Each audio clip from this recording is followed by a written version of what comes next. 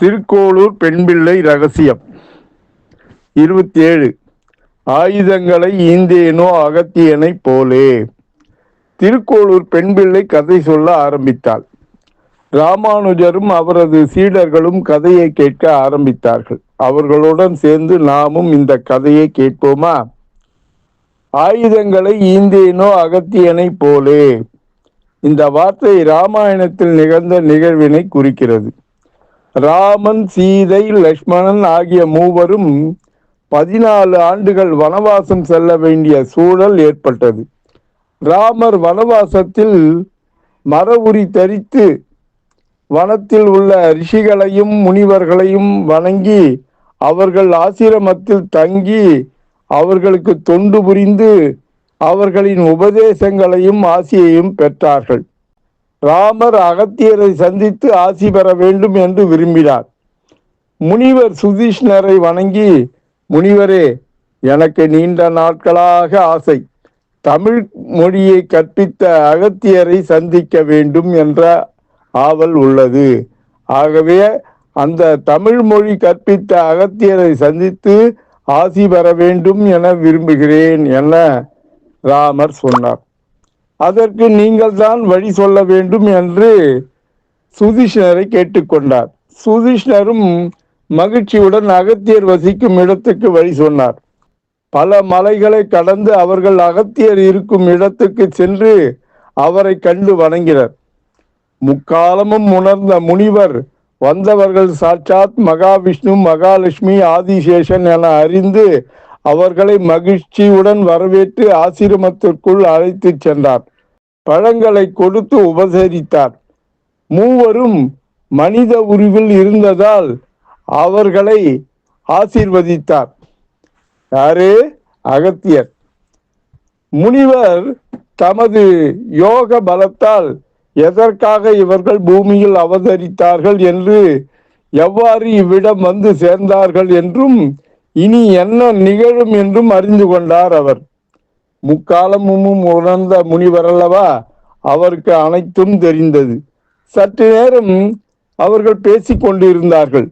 அப்போது அகத்தியர், ராமா, உலகங்களுக்கு எல்லாம் அரசன், உனக்கு சில பரிசுகளை தருகிறேன் என்று தம்மிடம் இருந்த வில்லும் அம்பார தூணியையும் கொடுத்து ஆசிகள் வழங்கினார். ராமா, இந்த வில் விஸ்வகர்மா மகாவிஷ்ணுவிற்காக செய்தது, பிரம்மாவினால் கொடுக்கப்பட்டது என்றார். அந்த வில் ரத்தினங்கள் பதித்து பிரகாசமாக இருந்தது.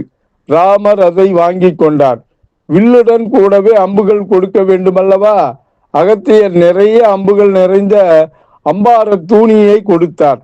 இந்த அம்பார தூணின்னா என்னன்னா, வில்களை போர்க்களத்தில் அம்புகளை வைத்து கொண்டு தேவைப்படும் போது எடுத்து எய்வதற்காக தங்கள் முதுகில் அல்லது தோளில் கட்டி வைத்திருக்கும் ஒரு அம்பு கூடு தான் இந்த அம்பார தூணி அப்படின்னு பேரு. அம்பு பிளஸ் அரு பிளஸ் அம்பு தீர்ந்து போகாதது என்று பொருள்படும். அந்த எடுக்க எடுக்க வந்து கொண்டே இருக்கும் அந்த அம்பு. ராமர் அதையும் வாங்கி கொண்டார். அகத்தியர், இந்த கூர்மையான அம்புகள் அக்னி போல ஒளி வீசும், இவை இந்திரனால் கொடுக்கப்பட்டது. இந்த அம்பார தூணியை அம்புகள் எடுக்க எடுக்க குறையவே குறையாது என்று அகத்தியர் ராமரிடம் சொன்னார். ராமர் அதை முதுகில் மாட்டிக்கொண்டார். அடுத்து அகத்தியர் தங்கத்தால் செய்யப்பட்ட ரத்தினங்கள் பதித்த கத்தி ஒன்றையும் கொடுத்தார். ராமா, இந்த வில் அம்புகள் கத்தியை கொண்டுதான் மகாவிஷ்ணு அசுரர்களை கொன்று தேவர்களை முன்பு காப்பாற்றினார் என்றார். இந்த ஆயுதங்களை பார்த்த ராமர், 14 வருடம் நான் காட்டில் இருக்க வேண்டும், எனக்கு இன்னும் 2.5 வருடம்தான் உள்ளது, பாக்கி இருக்கிறது, எதற்கு இவ்வளவு ஆயுதங்கள் என்று யோசித்தார். முனிவர் ராமரிடம், ராமா, இது எதிரிகளை கொள்வதற்கு பிற்காலத்தில் உனக்கு உதவும், மங்களம் உண்டாகுக என்று வாழ்த்தினார். திருக்கோளூர் பெண்பிள்ளை சுவாமி ராமானுஜரிடம், சுவாமி, நான் அகத்தியரை போன்று முக்காலம் அறிந்தவனில்லையே, அகத்தியரை போல் ராமருக்கு கைங்கரியமும் செய்யவில்லையே, அல்லது வைத்தியமாநிதி பெருமானுக்கு ஆயுதங்கள் ஈந்தேனா, அகத்தியனை போலே இறைவனுக்காக நான் அப்படி ஏதும் செய்யவில்லையே.